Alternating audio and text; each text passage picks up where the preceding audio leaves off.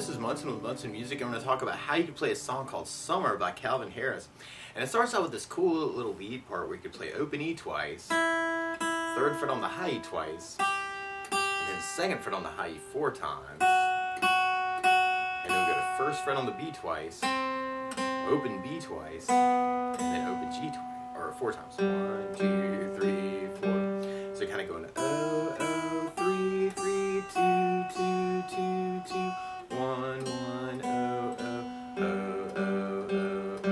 And if you wanted to back that up with bass notes, you could kind of start out with third fret on the A string with the open E. And I'm kind of doing that hybrid picking, so I'm using my pick for my bass and kind of my finger for the other note of the lick. And then you could go to open E for the third fret on the high E, and then open D for the second fret on the high E, and then open A for the first fret on the B, and then second fret on the A for the open B, and then third fret on the A for the open G. So you got kind of the 3 and 0, 0, 0 and 3, 3, 0 and 2, 2, 2, 2, 0 and 1, 1, 2 and 0, 0, 3 and 0, 0, 0, 0. And the chords that would kind of back that up would start on a C major chord. And the way you play C major, first finger goes to the B string on the first fret, second finger on the D string, second fret, and third finger on the A string, third fret.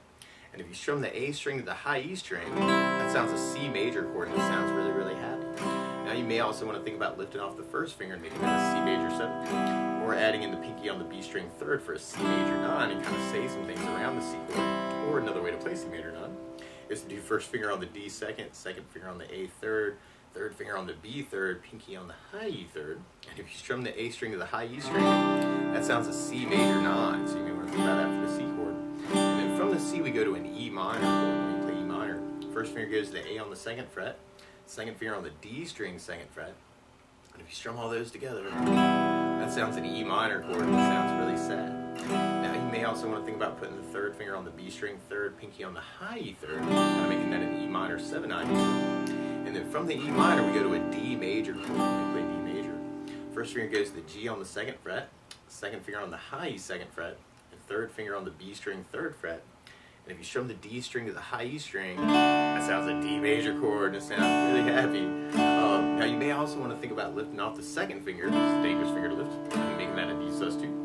Or you could take the pinky and kind of add it on the high E third, and kind of make that a D sus, and kind of say some things around D chords in general. And then from the D we go to an A minor chord. We play A minor.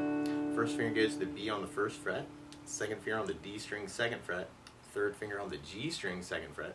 And if you strum all those together, that sounds an A minor chord, and it sounds really sad. Now while you're on A's in general, or A minors in general, it can be kind of cool to lift off the first finger and make that an A suspended second. Or you could add in the pinky on the B string third for an A suspended chord and kind of say some things around the A minor. Or if you're digging on that C major 9 voicing, you could use an A7 sus, where you do first finger on the D second, second finger on the G second, third finger on the B third, pinky on the high E third. Kind of work that for your A's. That might make it a little bit easier. And then for that second fret on the A string bass note, we'd be going to a G major chord. When we play G major, first finger goes to the A on the second fret, second finger on the low E string third fret, and third finger on the high E string third fret. And if you strum all those together, that sounds a G major chord. That sounds really, really happy. Now you may also want to think about putting the third finger on the B string third, pinky on the high E third, and kind of working that for your G. And then right after the G, we go to a C major chord at the very end. And it's kind of cool strumming wise, actually. It's almost kind of a 4 down count on the C and the E minor, and then an 8 down count on the D. And then we got kind of a 4 on the A minor, 4 on the G, 8 on the C. So it's kind of a 4 plus 4 plus 8. C, E minor, D, A minor, G, C. But you could kind of do with just the down count. I was kind of adding a little muting to make that sneaky. Or one of my favorite strum patterns for a 4/4 like this is down, down, up, up, down, up. So we take the C and just tried that a lot. You'd have down, down, up, down, down, down, down, down, down, down. Now the weird part is where we're doing the 4 count, actually, we'll end up kind of halving those chords. So if we're going to apply that to our main verse course, you could do a down, down, up on the C, down, down, up on the E minor, and then do the whole pattern for the D. And then you can kind of do the down, down, up on the A minor and the G, and then do the C with the whole pattern. So now the C, down, down, up, E minor, down,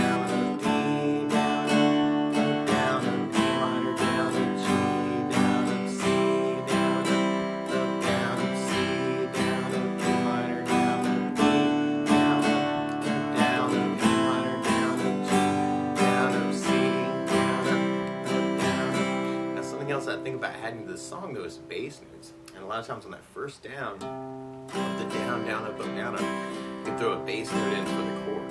So on the C you'd have the A for the bass, on the E minor you'd have low E for the bass, and on the D you'd have the D for the bass, and on the A minor you'd have the A for the bass, but on the G you may want to do the A for the bass, and that's something called G slash B. It's kind of how that bass note is kind of running through the tune. It's kind of using that D note for the G note, so it's called G slash B or G with a B bass. And then we add the C with kind of a whole pen. So on the halving chords, you could work it as kind of a bass down up on those chords. D with the D bass, A minor with an A bass, G slash B with an A bass, C with an A bass, C with an A bass, E minor with an A bass, D with a D bass, A minor with an A bass, G slash B with an A bass, C with an A bass. Now there are definitely points in the tune though where it almost feels like you would do kind of a variation of that, kind of a down, up, down, up. And this can be a little weird with the halving because on the C you'd have down, up, E minor with a down, up, D with the down, up, up. A minor down, up, G, C,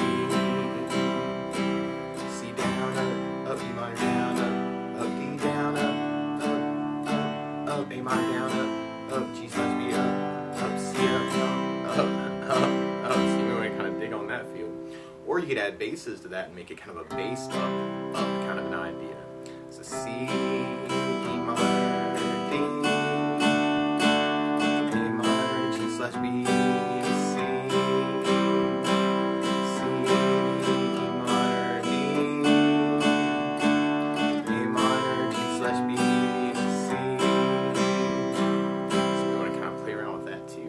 or you could take all these ideas and kind of find a way that works for you and kind of run with that.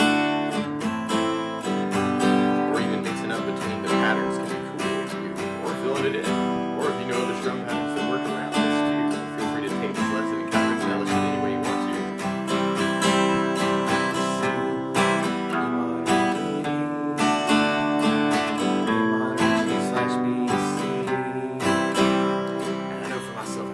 Play a G at the very, very end to make people clap. But that's the basics of how you can strum through Summer by Calvin Harris. Good luck!